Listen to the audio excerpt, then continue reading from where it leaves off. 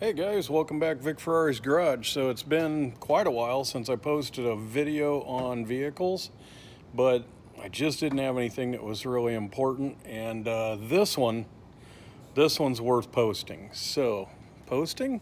What the hell, am I on Facebook? I don't even use Facebook. Alright, anyway, this one's worth making a video. So, remember, like, subscribe.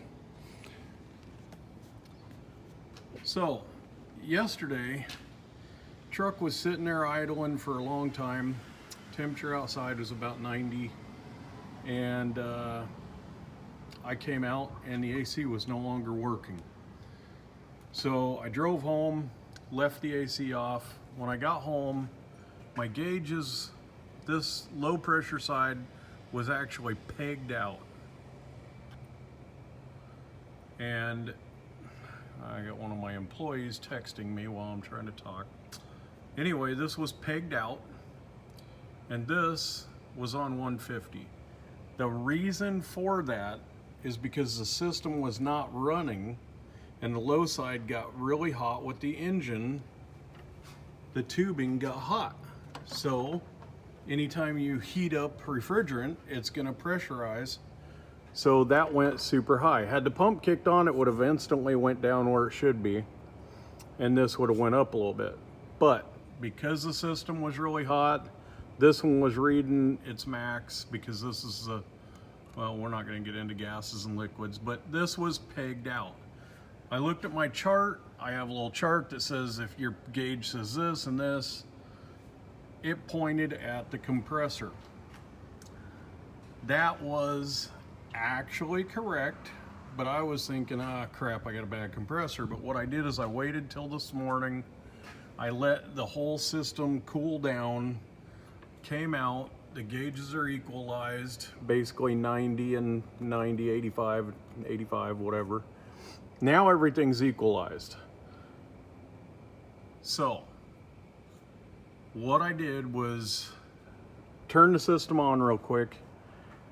It confirmed that my switches were good because I heard the motor kick up in RPM, which means the low pressure and the high pressure switch were happy. Okay.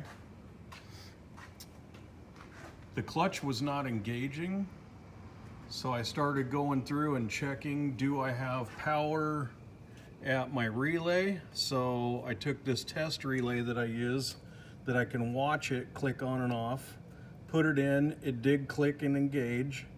I then used, I threw it away, I used a paper clip, and I grabbed it in a pair of pliers that had rubber on it. Not because I'm really worried about getting shocked, but if that paper clip, if that shorts out and that paper clip gets hot in your fingers, you're gonna get really burned. So I put it in a pair of pliers that had rubber on them, I held the paper clip, and I crossed the two terminals. Now you gotta know which two terminals to cross, okay? And you can go watch my relay show for that. But I had power everywhere, but I was not getting power to the plug here.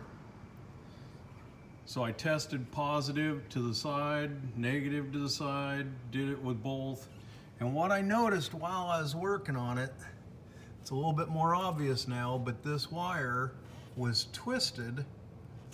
You know, it came out of here, it did a twist, and then it went in. And this is getting crusty. Okay, it's 23 years old. Well, that wire and that wire were where it was twisted, and they touched, and it blew fuse 30, okay?